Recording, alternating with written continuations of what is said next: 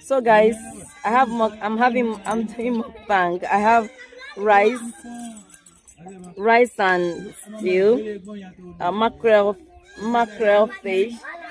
My sister make it. She fried it and make it like just fried sauce. So this is my lunch kind of. So I'm having it. Jano mina nduru boy they avoche na do.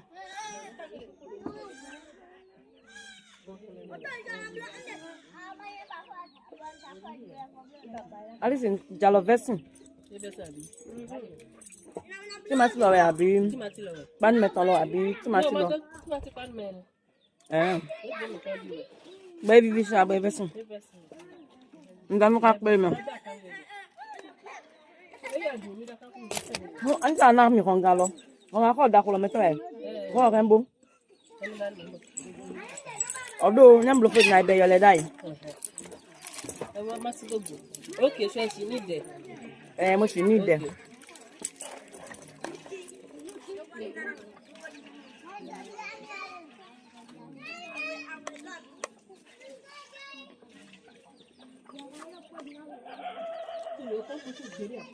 Ah, so tegbe. Mi ra do sinu ho me. O so sitin.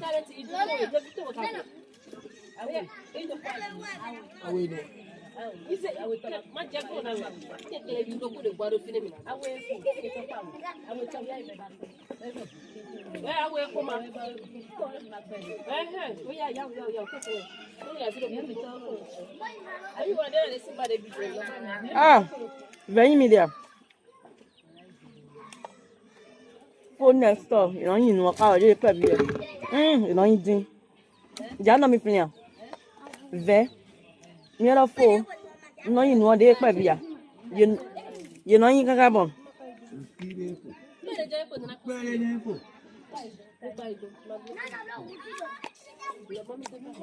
Alice, kill a lay. Kill a lay. Oh, me, I'm talking.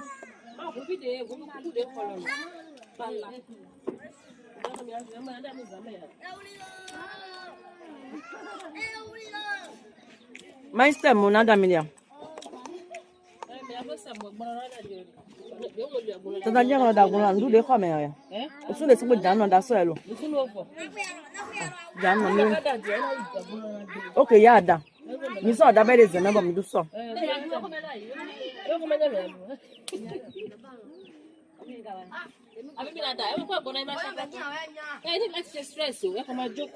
Mo e lo lide. No, ni e kana za mi de ba. Check it ya bit si lo mi. Emi mi na ko. Okay. E je ma ko okay. Akwa fe bia. Yellow.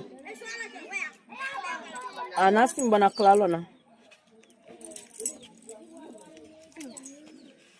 Ka fe chaletin. Ina nyo de na na we.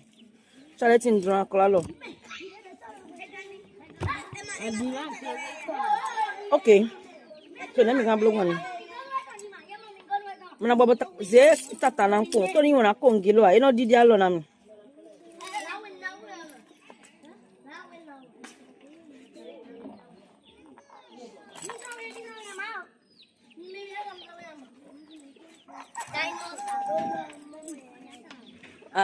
Jano.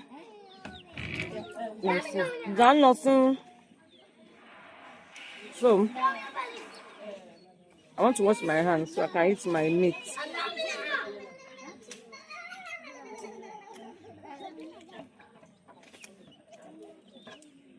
I did a comment, Alice. Mina zetan bona no kola lo na tori ndi ya di lo iwa ko lo me itle yemi. Look guys. Rice. This is my lunch and it's almost dinner time.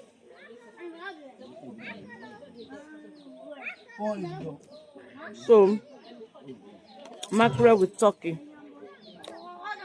This is fried turkey.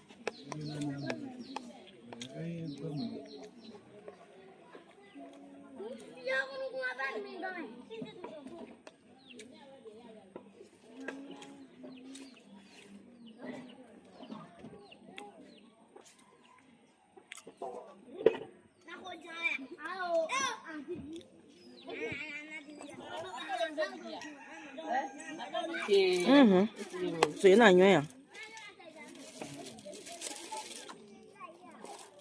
Ah, mommy tell you about you.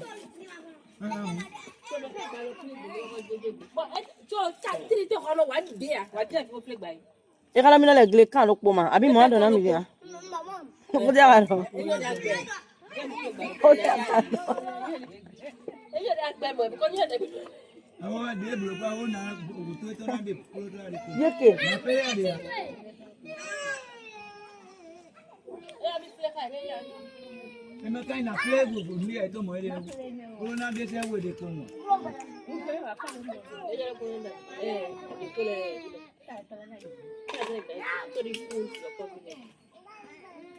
You're probably better.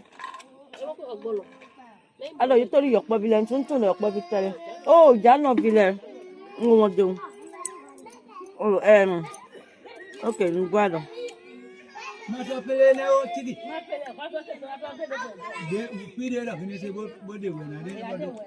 As long as they bought by it, the mother would in the labor, it must not have very dear.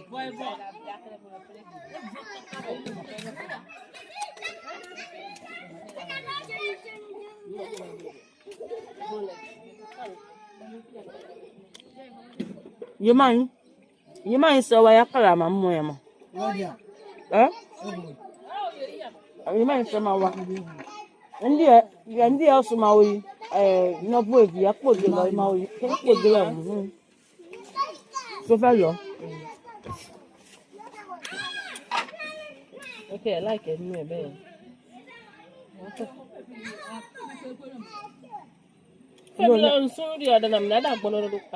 If you want it. I mean, John of every day, you can say the middle of the meal that way.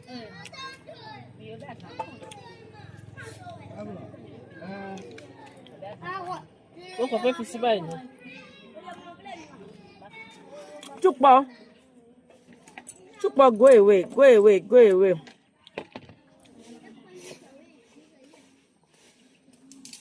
And you do let's smell you can boss. You buy that from a bang, my girl. Okay, what's your room? Mamma, what did let me banana.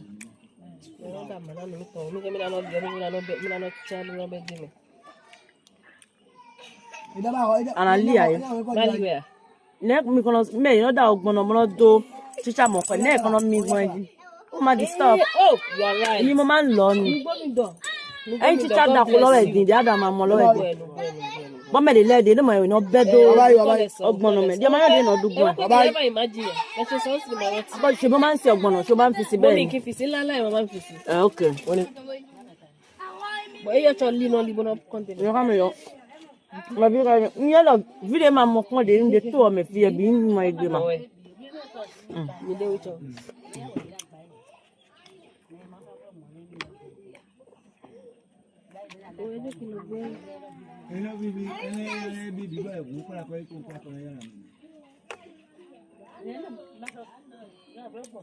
Janos baby, oh, Johnny lady, oh. I'm eating, I'm singing Bad Habits. But mais alors bon ne ko iri ai ba mi ton ya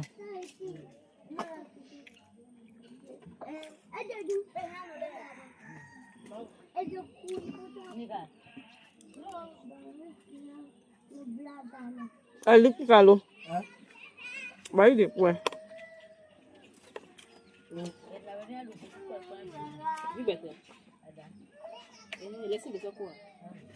c'est pas bien comme on se mange rice. No, do. They may say why abobele ma duko. Dia abobele du polo. Be de kula même. Amana zena yellow na do.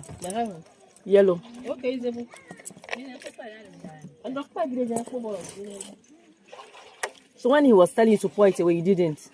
No, my that's good because you know when you come here, there's always somebody that will eat it.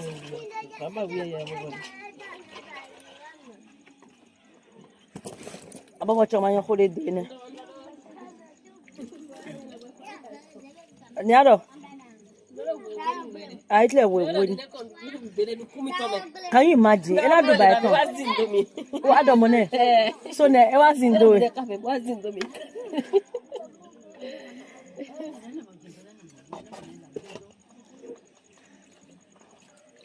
Oof. Go home so for tia listen.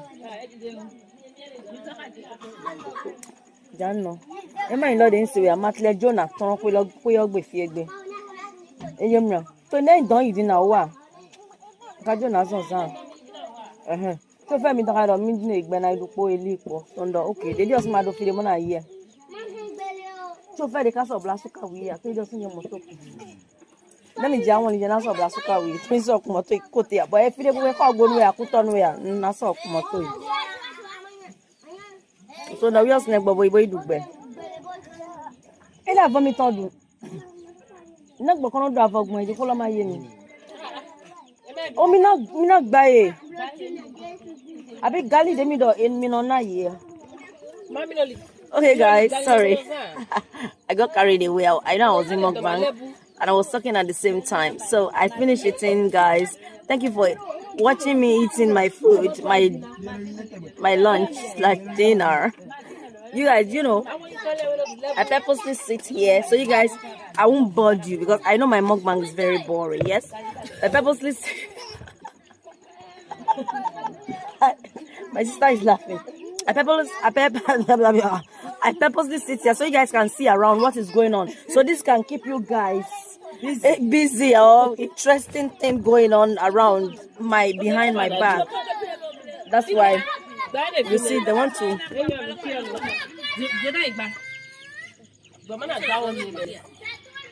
Can you see what's going on?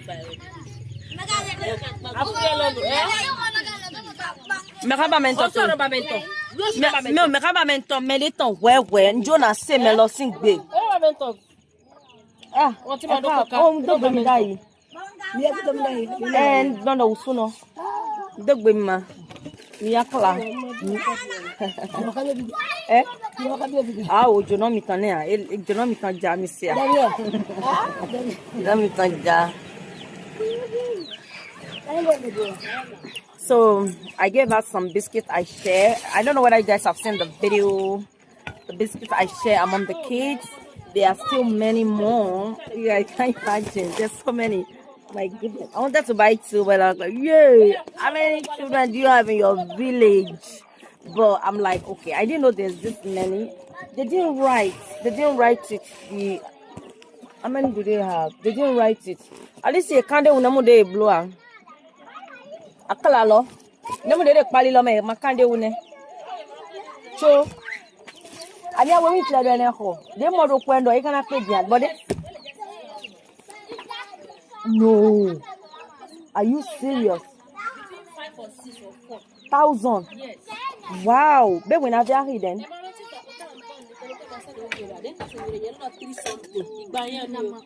Bali lo o ja ti tóbi jù yẹn lọ ó ti ga sókè. No, pali ya tukere ju ti tẹ́lẹ̀ lọ. Eléyìí kéré. O sure. Mo ní to reduce everything. Ada ti gbé o. Ada mama. Are you in Janot village? In Janot village? Guys, sume nde na jelo do fonje.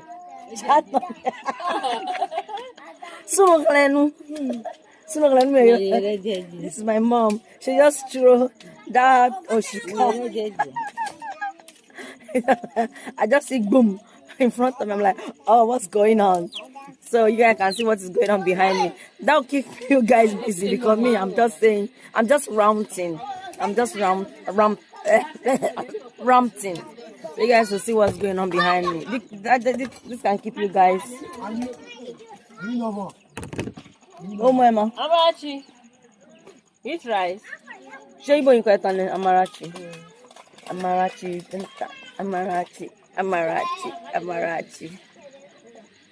So guys, that's the video. I hope you guys enjoy it. You guys actually enjoy it. I don't know. But let me show you guys one thing you guys can enjoy more. That is my mom cleaning fish. We are going to make ogbono. This is me. You are making ogbono, Abi. Don't tell me to cook ogbono. Yes, I'm making ogbono soup. She's making ogbonna. My mom is removing the fish head and the bones, so it will be easy to pour in the ogbonna. So that's what's going on. That's what they're having for dinner. I don't know when I'll be eating dinner because I just finished having my lunch. You know.